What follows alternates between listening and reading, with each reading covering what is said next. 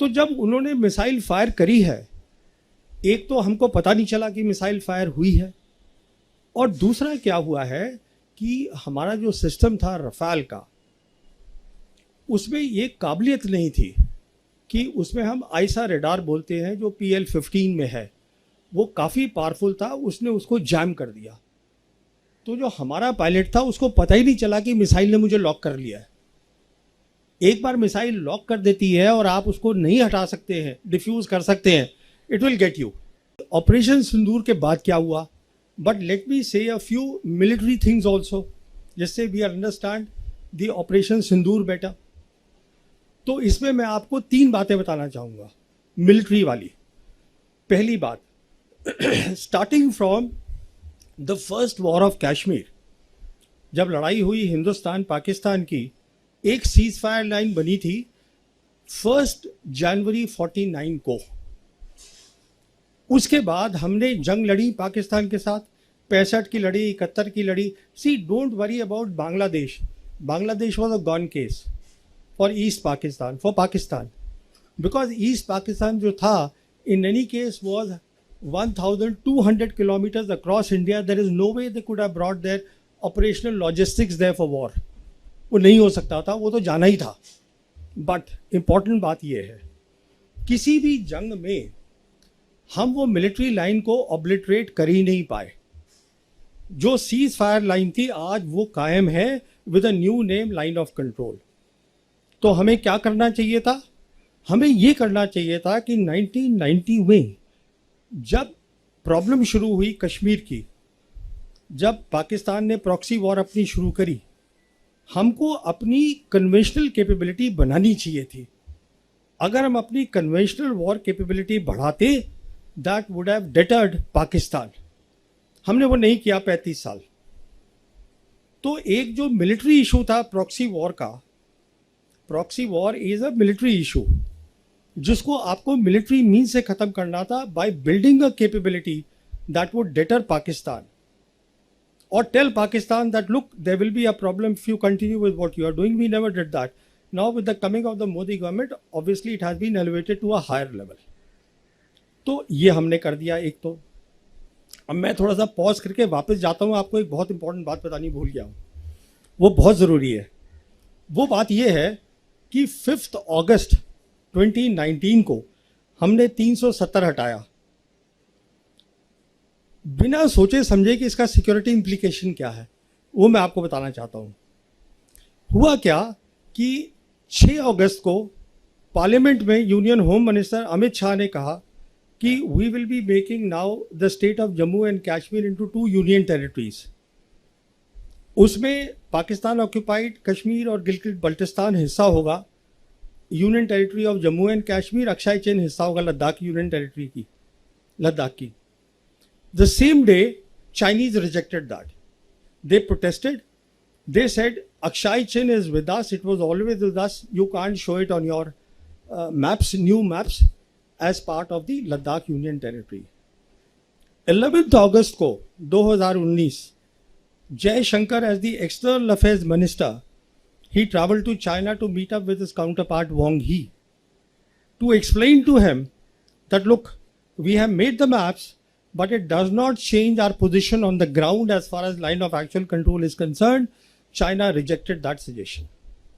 Meanwhile, 370 जब हटा तो पाकिस्तान में भी खलबली मची। The then Prime Minister Imran Khan and the Army Chief Bajwa, General Bajwa, they both went to China to confabulate with the leadership there. Xi Jinping gave personal time to General Bajwa और उन्होंने general Bajwa को ये कहा कि आप development पे focus करिए। मुझे ये बात ऐसे पता है कि अप्रैल 2022 में पाकिस्तान की जो सरकार थी उस समय इमरान खान की, they release the first national security policy and I was one Indian they had invited there. तो वहाँ प्राइम मिनिस्टर भी बोले, वहाँ आर्मी चीफ भी बोले, उसके बाद आर्मी चीफ और मेरी बातचीत हुई।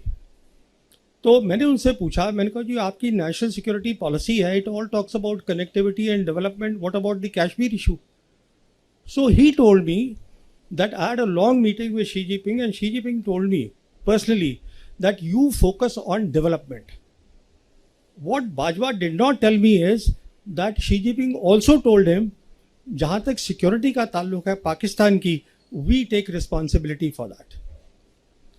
तो हुआ क्या, अगर हम लोगों ने ध्यान से देखा होता तो दो चीज़ें होनी शुरू हो गई 2019 से.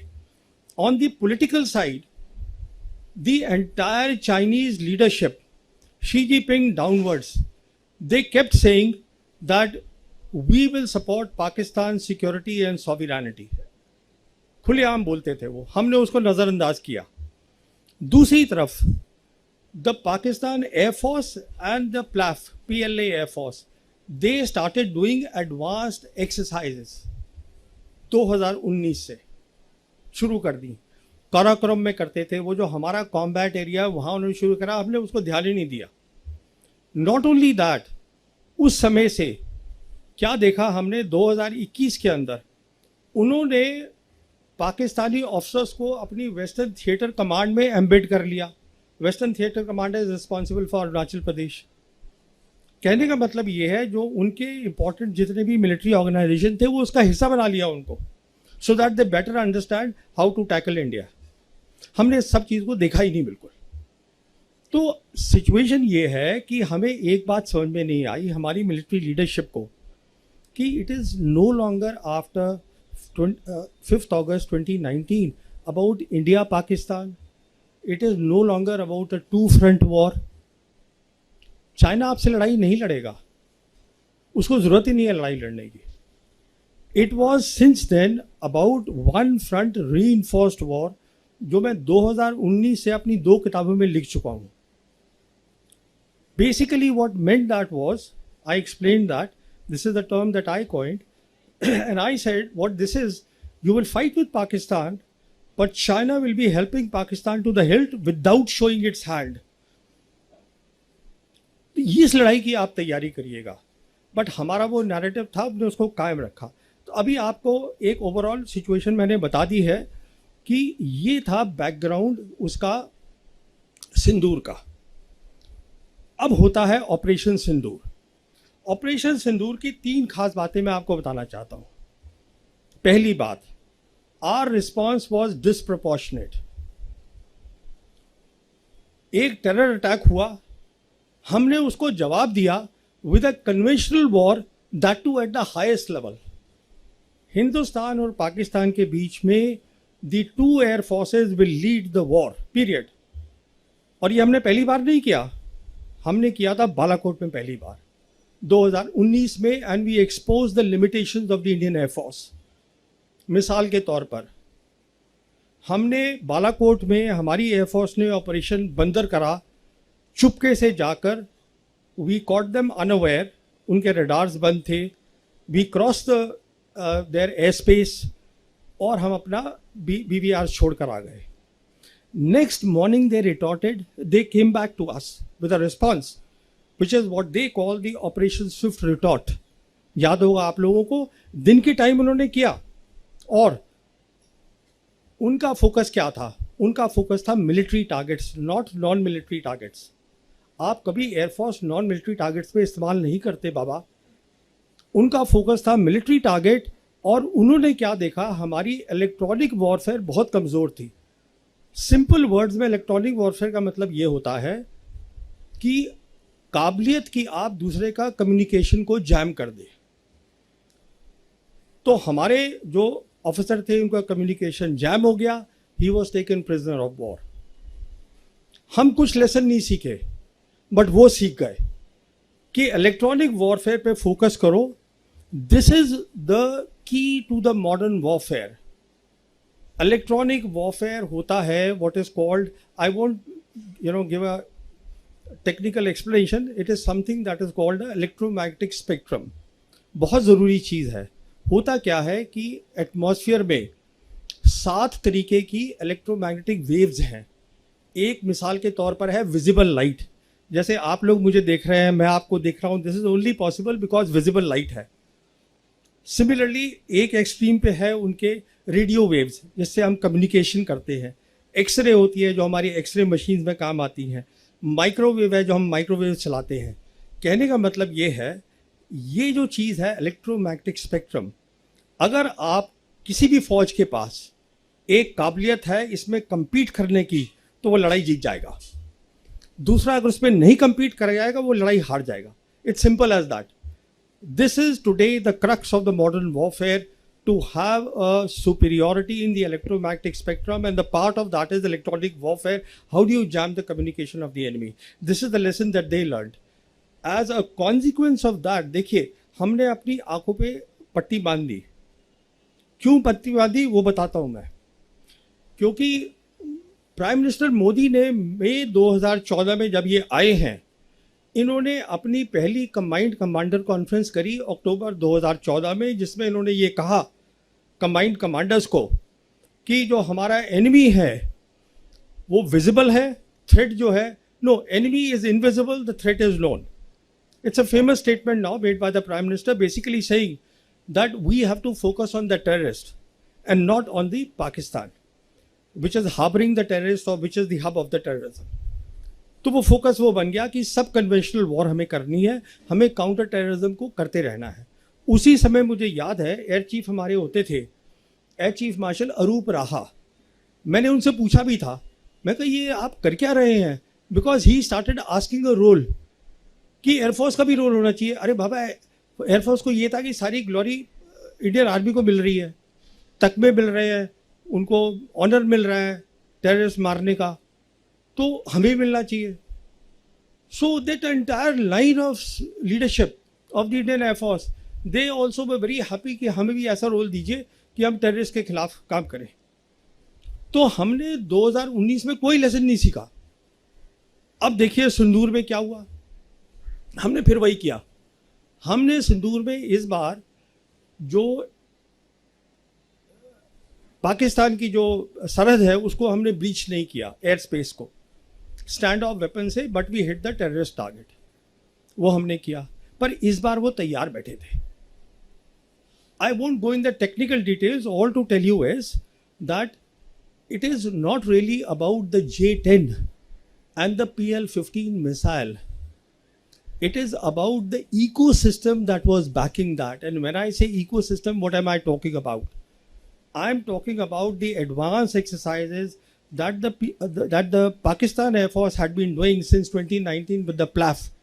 और उसके तहत वो क्या कर रहे थे, ecosystem का मतलब होता है कि आपकी सैटेलाइट्स, आपके एयरबॉर्न एसेट्स, एयरबॉर्न में जैसे एवैक्स होता है जिससे आप पता करते हैं कितने टारगेट्स हैं, उसको ट्रैक करते हैं, आपके ग्राउंड एसेट्स विच इज़ आपकी एयर डिफेंस वगैरह, और आपके फाइटर्स, इस सब को आप नेटवर्क कर देते हैं। इसका मतलब ये है कि एक तो जो अगर आपका जो हवाई जहाज है, मान लीजिए वो सिर्फ 400 किलोमीटर्स तक देख सकता है, but because now it is linked with the satellite, अब वो 1000 से ज़्यादा देख सकता है। Even before the enemy sees you, you see the enemy. ऊपर से आपने अपनी electronic warfare, as I told you, they focused there after 2019 Balakot. तो जब उन्होंने मिसाइल फायर करी है, एक तो हमको पता नहीं चला कि मिसाइल फायर हुई है, और दूसरा क्या हुआ है कि हमारा जो सिस्टम था रफाल का, उसमें ये काबिलियत नहीं थी कि उसमें हम आइसा रेडार बोलते हैं जो PL-15 में है, वो काफ़ी पावरफुल था, उसने उसको जैम कर दिया।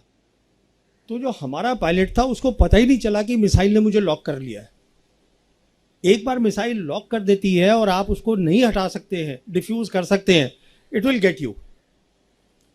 तो what I am saying is that it is one part, buying the fighters, buying the PL, the missiles. The key thing is आपको इसमें बहुत ट्रेनिंग करनी पड़ती है। अभी जैसे हमारे यहाँ फोकस होता है कि आप फाइटर खरीद लीजिए साहब, रफाल ले लीजिए, अरे उससे कुछ नहीं होगा। इसलिए नहीं होगा क्योंकि अब वो वक्त चला गया जब डॉग फाइट्स हुआ करती थी कि एक हवाई जहाज दूसरे से भिड़ गया। Now we are living in the age of beyond visual range missiles. 300, 350 kilometre, 200 kilometre से फायर कर रहे हैं। वो आप तभी फायर करेंगे ना अगर आपके पास एक इकोसिस्टम है, जिसको पाकिस्तान एयरफोर्स ने समझाया इंटरनेशनल मीडिया को, that is called the multi domain operations. with a special focus on electronic warfare, and this takes years and years. So by doing a disproportionate response, let me tell you a key reason जो मैं आगे आऊँगा अभी, why Pakistan's profile has gone up in the world capital. A key reason of that is, there are two key reasons. One is that they saw that the Pakistan military has emerged out of this 4 days of Operation Sindoor as a peer military competitor of the Indian military. बहुत बड़ी बात है, ये peer competitor उनको दिखाई दिया, तो उनकी जो मिलिट्री पावर की जो वो थी, औकात थी, वो बहुत बढ़ गई. They have the military power. And the second thing that the world saw is that the Chinese stood by them. Chinese are the people who had the gumption to walk the talk. बहुत बड़ी बात है. तो पहली तो ये बात हुई, डिसप्रोपोर्शनेट रिस्पॉन्स से हमने अपनी इंडियन एयरफोर्स की काबिलियत को दिखा दिया, और हमारे लॉसेज हुए हैं. I don't want to go into those losses at this stage. तो कहने का मतलब ये है कि आप जो हम बोल रहे हैं, देखिए, we have to be objective about things, और ऑब्जेक्टिविटी हमें ये बताएगी कि अगर आप ज्योग्राफी देखिए पाकिस्तान की ज्योग्राफी ऐसी है जो इलोंगेटेड है, उसमें डेप्थ नहीं है. उसकी जितनी भी एयरफील्ड्स हैं वो 2050 किलोमीटर के अंदर अंदर हैं सारी की सारी मैक्सिमम. और जो हमारा S-400 है, हमारे ब्रह्मोस है, वो उसको इजीली कवर कर सकता है. Now what they have done is they have gone to China, and China is giving them a deadly combination of what is called the J-35A and the HQ-19, which is the air defense system, बहुत powerful air defense system है. It is meant for the IRBMs, intermediate range ballistic missiles, and the KJ-500, which is the airborne assets. तो ये एक बहुत बड़ा combination है जो उनको मिल रहा है, and I won't be surprised, वो पैसे वैसे नहीं लेंगे, उसको ऐसे ही दे देंगे, क्योंकि उनको फ़ायदा हो रहा है दो तरीके से. एक तो फ़ायदा हो रहा है कि विदाउट फाइटिंग उनके जो हथियार हैं, they are getting operationally validated, उनकी आर्म सेल बढ़ेगी. दूसरा फ़ायदा हो रहा है, they are cutting India to size through Pakistan. बहुत फ़ायदा है. तो कहने का मतलब ये है, दोनों ने लेसन लड़े हैं, सीखे हैं, पर हमारा लेसन जो है हमें उस पर ध्यान देना है. दूसरी बात, न्यू नॉर्मल क्रिएट करा है. जैसे बताया था अभी कि ये पॉज हुआ है, सीज फायर नहीं है कि जहाँ पर दोनों साइड बैठ के बात करती हैं और तय करती हैं कि ठीक है ये टर्म्स होंगी सीज फायर की. ऐसा कुछ नहीं है, कोई भी साइड इसको लिफ्ट कर सकती है. कहने का मतलब है, we are today living at the edge of war. Please understand what I am saying, because we are up against a combination of Pakistan and China, and it's extremely lethal. As I said, it's a one front reinforced war that we are looking at. And all this talk that I keep hearing, कि अब drones चाहिए, of course you need drones, but more than drones, what you need is, in which nobody is talking about in my country, are the capabilities in the virtual domains of war. And when I say virtual domains of war, I am talking of three things. I am talking of electronic warfare, which is the electromagnetic spectrum. I am talking of cyber capabilities, and I am talking of space. They all link up. Because if you lose here, you lose the war. Simple. Communication आपका बंद, आपको दिखेगा नहीं, आप blinded. It's over. The war is over. क्या लड़ेंगे आप? तो वो आपको पहले बनाना है, फिर आपको एयरफोर्स का इकोसिस्टम बनाना है. So all these things are there, and we are living dangerously.